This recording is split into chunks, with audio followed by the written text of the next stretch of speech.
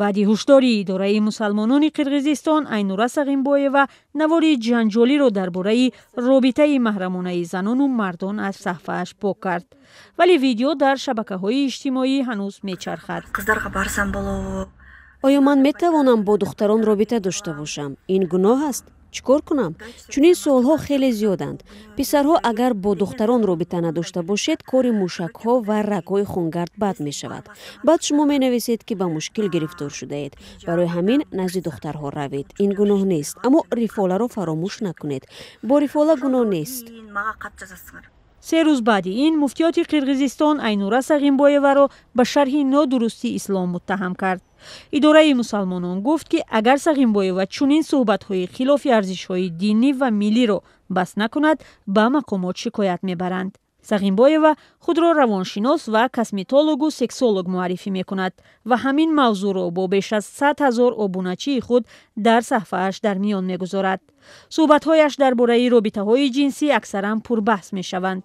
мегӯяд ба ҷанбаи динии ин мавзӯъ рӯ овардан намехост, аммо бо дархости зиёди корбарон назарашро гуфт. Сознанием верующих людей нужно. бо мавзӯъҳои динӣ ва диндорон бояд эҳтиёт кард. ин мавзӯъ хеле нозук ва ҳассос аст ва шояд ман ҳам на гуноҳ, балки бояд лозим аст мегуфтам.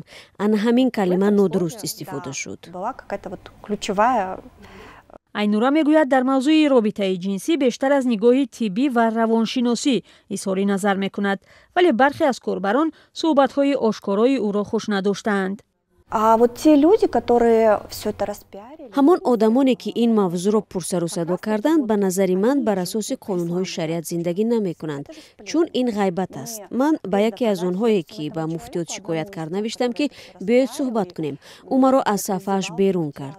ҳаминро фаҳмидам ки ҳадафи ин одамон на ҷалби мардум ба дин, балки реклама аст. Даже заблокирован. ҳуқуқшинос Эрҷан Сулаймонов мегӯяд муҳтавои бархе аз суҳбатҳои Айнура табъизомез аст, аз ҷумла даъвати ӯ аз писарон барои парҳез накардан аз иртиботи ҷинсӣ. Сам призыв парни ходите к девушкам.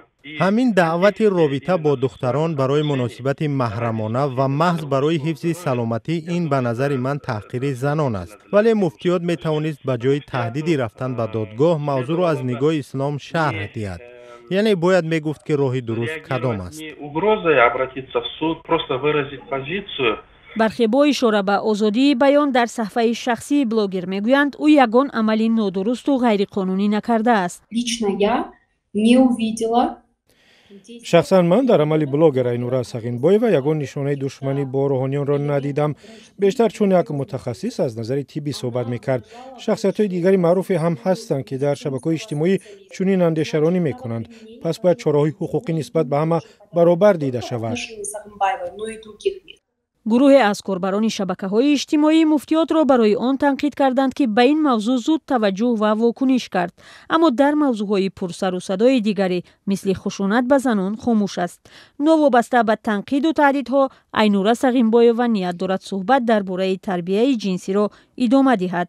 вай бовар дорад ки пинҳон доштани ин мавзӯъ ва парҳез аз он мушкилоти зиёд офарида сабаби афзоиши талоқу хиёнати ҳамсарон шудааст.